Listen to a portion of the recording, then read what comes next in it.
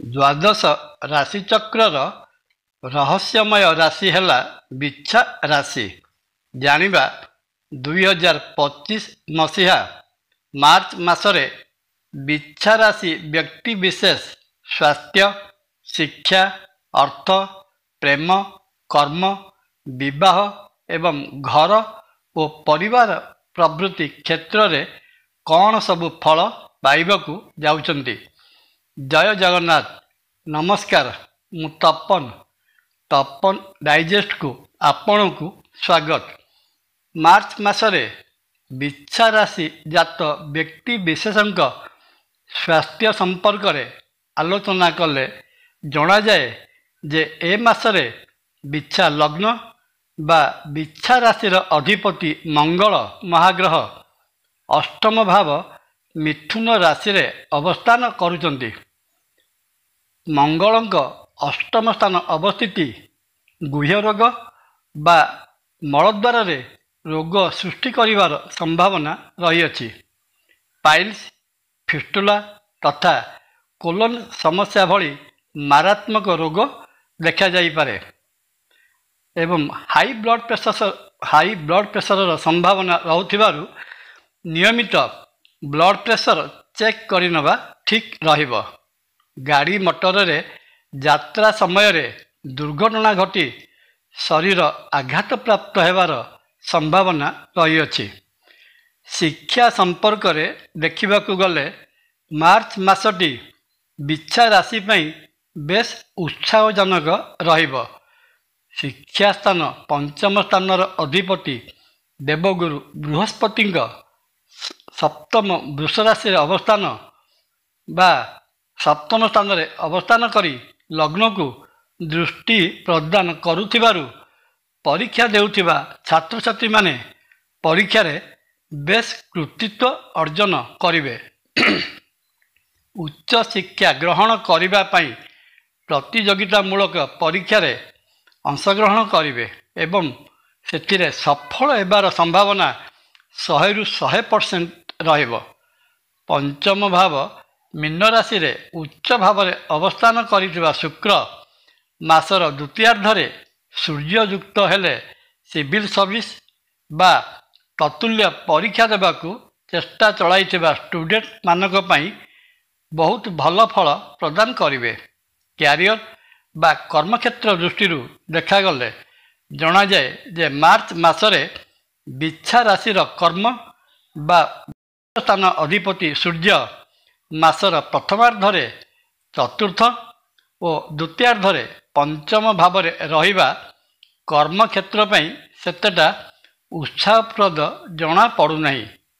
ବାଣିଜ୍ୟ ବେପାର କରୁଥିଲେ ଉତ୍ତମ ଧରଣର ଫଳ ପାଇପାରିବେ, କିନ୍ତୁ ବ୍ୟବସାୟ ପାଇଁ ବଡ଼ ଧରଣର ଅର୍ଥ ବା ପୁଞ୍ଜି ଲଗାଣ କରିବେ ନାହିଁ, କାରଣ ବାଣିଜ୍ୟିକ ଓ ଆର୍ଥିକ କାରବାରର କାରକ ଗ୍ରହ ବୁଧ ବିଚ୍ଛା ରାଶିର ପଞ୍ଚମ ସ୍ଥାନ ମୀନ ରାଶିରେ ନୀଚ ଭାବରେ ଅବସ୍ଥାନ କରୁଥିବାରୁ ଆର୍ଥିକ ନିବେଶ କରିବା ଏହି ସମୟରେ ଲସ୍ ଆଇଟମରେ ପରିଣତ ହେବ। ଏ ମାସରେ କର୍ମକ୍ଷେତ୍ର ପାଇଁ ଋଣ ଗ୍ରହଣ କରିବା ବା ଋଣ ପ୍ରଦାନ କରିବା ଦୁଇଟି ଯାକ କାର୍ଯ୍ୟ କରିବା ଉଚିତ ହେବ ନାହିଁ। ଚାକିରି ବୃତ୍ତିରେ ଥିଲେ ଏହି ମାର୍ଚ୍ଚ ମାସ ସାରା କାମର ପ୍ରେସର ଭିତରେ ରହିବେ। ମାସର ପ୍ରଥମାର୍ଦ୍ଧରେ ଚତୁର୍ଥ ବଳହୀନ ରବି କର୍ମକ୍ଷେତ୍ରରେ ପ୍ରେସର ସମ୍ଭାଳିବାକୁ ଅସମର୍ଥ ହେବେ। ଉପରିସ୍ଥ ଅଧିକାରୀ ବିରକ୍ତି ଭାବ ପ୍ରକାଶ କରିପାରନ୍ତି।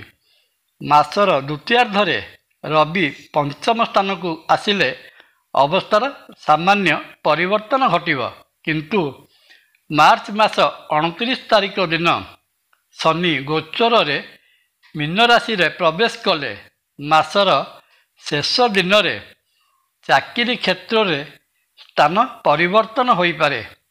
ଆର୍ଥିକ ଦୃଷ୍ଟିକୋଣରୁ ମାର୍ଚ୍ଚ ମାସଟି ବିଚ୍ଛା ରାଶି ପାଇଁ ବେଶ୍ ଲାଭପ୍ରଦ ରହିବ। କଣ୍ଟ୍ରାକ୍ଟ କରୁଥିଲେ ବଡ଼ ଧରଣର ଅର୍ଥ ହସ୍ତଗତ ହେବ। ରିଏଲ ଇଷ୍ଟେଟ୍ ବା ଜାଗାବାଡ଼ି ବେପାରରୁ ପ୍ରଚୁର ଲାଭ କମାଇ ପାରିବେ। ଧନସ୍ଥାନର ଅଧିପତି ବୃହସ୍ପତି ସପ୍ତମ ଭାବରେ ରହି ଲଗ୍ନ ବା ରାଶିକୁ ଦୃଷ୍ଟି ଦେଉଥିବାରୁ ବାଣିଜ୍ୟ ବ୍ୟବସାୟରୁ ପ୍ରବଳ ଅର୍ଥ ଉପାର୍ଜନ କରିବେ। ସଞ୍ଚିତ ଅର୍ଥର ପରିମାଣ ବୃଦ୍ଧି ପାଇବ। ବିଭିନ୍ନ ସୂତ୍ରରୁ ଅର୍ଥର ଆଗମନ ହେବ। ଚାକିରି ବୃତ୍ତିରେ ଥିଲେ ମାସର ଶେଷ ଆଡ଼କୁ ବାକି ରହିଥିବା ପ୍ରାପ୍ୟ ପାଇପାରିବେ। ହୁଏତ ମାସର ଶେଷ ଆଡ଼କୁ ଶନି, ରବି ଓ ରାହୁଙ୍କ ପଞ୍ଚମ ସ୍ଥାନ ଅବସ୍ଥିତି ଆପଣଙ୍କୁ ଅନୈତିକ ଅର୍ଥ ଗ୍ରହଣ କରିବା ପାଇଁ ପ୍ରୋତ୍ସାହିତ କରିପାରନ୍ତି, କିନ୍ତୁ ଗ୍ରହଣ ନ କରିବା ଭଲ ହେବ। ଏ ମାସରେ ଅଷ୍ଟମ ସ୍ଥାନସ୍ଥିତ ମଙ୍ଗଳ ମାଟି ତଳେ ଥିବା ଗୁପ୍ତ ଧନ ବା ପୋତା ଧନ ପ୍ରଦାନ କରିବାର ମଧ୍ୟ ସମ୍ଭାବନା ରହିଅଛି। ଦ୍ୱାଦଶ ବା ବ୍ୟୟ ସ୍ଥାନର ଅଧିପତି ଶୁକ୍ର ପଞ୍ଚମ ଉଚ୍ଚ ଭାବରେ ରହିଥିବାରୁ ସନ୍ତାନମାନଙ୍କର ଶିକ୍ଷା ଓ ସନ୍ତାନମାନଙ୍କର ମାଙ୍ଗଳିକ କାର୍ଯ୍ୟରେ ବଡ଼ ଧରଣର ଖର୍ଚ୍ଚ କରାଇବାର ପ୍ରାକ୍ ସୂଚନା ରହୁଅଛି।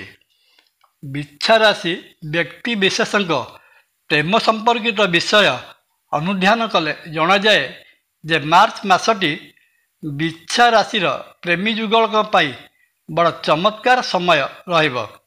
ଏହି ସମୟରେ ପ୍ରେମ ବା ପଞ୍ଚମ ଭାବର ଅଧିପତି ବୃହସ୍ପତି ସପ୍ତମ ଭାବରେ ରହି ଲଗ୍ନକୁ ଦୃଷ୍ଟି ଦେବା ପ୍ରେମିକ ପ୍ରେମିକା ଉଭୟଙ୍କର ମନ ମଧ୍ୟରେ ପ୍ରେମର ଭାବନାତ୍ମକ ବନ୍ୟା ସୃଷ୍ଟି କରିବେ।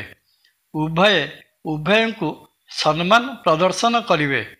କେହି କାହାରି କଥା ତଳେ ପକାଇ ଦେବେ ନାହିଁ। ସାତ୍ତ୍ୱିକ ପ୍ରେମର ଫଲ୍ଗୁରେ ଉଭୟେ ଉବୁଟୁବୁ ହେବେ। ଏକାଠି ହାତ ଧରାଧରି ହୋଇ ବୁଲିବାକୁ ଯାଇପାରନ୍ତି। ଏକପାଖିଆ ପ୍ରେମ କରୁଥିଲେ ବା ମନ କଥା ଖୋଲି କହିପାରିନଥିଲେ ଏହି ସମୟରେ ମନ କଥା ଖୋଲି କହିଦେବାର ସମ୍ଭାବନା ଢେର ଅଧିକା। ତା ସାଙ୍ଗକୁ ନେହେଲେ ଦେହଲା ପରି ପଞ୍ଚମ ମୀନ ରାଶିରେ ରହିଥିବା ଉଚ୍ଚ ଭାବସ୍ଥ ଶୁକ୍ର ପ୍ରେମୀ ଯୁଗଳଙ୍କୁ ଆଗାମୀ ଦିନରେ ପରିଣୟ ସୂତ୍ରରେ ବାନ୍ଧିଦେଲେ ଆଶ୍ଚର୍ଯ୍ୟ ହେବାର କିଛି ନାହିଁ। ପାରିବାରିକ ଦୃଷ୍ଟିକୋଣରୁ ମାର୍ଚ୍ଚ ମାସଟି ବେଶ ଭଲରେ ଯିବ। ପରିବାର ବା କୁଟୁମ୍ବ ସ୍ଥାନ ଅଧିପତି ବୃହସ୍ପତି ସପ୍ତମ ସ୍ଥାନରେ ରହି ଲଗ୍ନ ଭାବକୁ ଦୃଷ୍ଟି ଦେଉଥିବାରୁ ପରିବାର ମଧ୍ୟରେ ଆପଣଙ୍କ ନେତୃତ୍ୱ ସମସ୍ତଙ୍କ ଦ୍ୱାରା ଗ୍ରହଣୀୟ ହେବ। ପରିବାରରେ ଶାନ୍ତି ଶୃଙ୍ଖଳା ବଜାୟ ରହିବ। ମାସର ଶେଷ ଆଡ଼କୁ ଘରେ ମାଙ୍ଗଳିକ କାର୍ଯ୍ୟ କରିବା ପାଇଁ ପରିବାର ମଧ୍ୟରେ ବିଚାର ବିମର୍ଶ ଆରମ୍ଭ ହୋଇପାରେ। ଘର ମରାମତି ବା ନୂତନ ଗୃହ ନିର୍ମାଣରେ ମନୋନିବେଶ କରିପାରନ୍ତି। ସପରିବାର ଭ୍ରମଣ ବା ତୀର୍ଥାଟନର ଯୋଗ ମଧ୍ୟ ରହିଅଛି।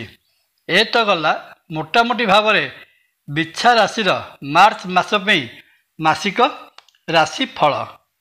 ମାସଟିରେ ରହିଥିବା ସମସ୍ତ ଅଶୁଭତ୍ୱକୁ ଏଡ଼ାଇ ସମ୍ପୂର୍ଣ୍ଣ ଶୁଭଫଳ ପାଇବା ନିମନ୍ତେ ବିଛା ରାଶିର ବ୍ୟକ୍ତି ଶ୍ରୀ ଲକ୍ଷ୍ମୀ ନୃସିଂହ ମହାପ୍ରଭୁଙ୍କର ଶରଣାପନ୍ନ ହୁଅନ୍ତୁ।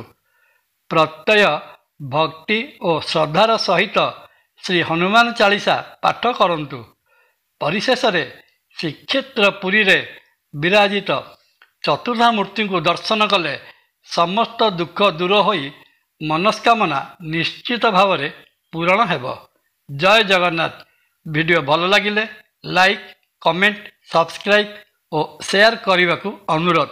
ନମସ୍କାର। ତପନ।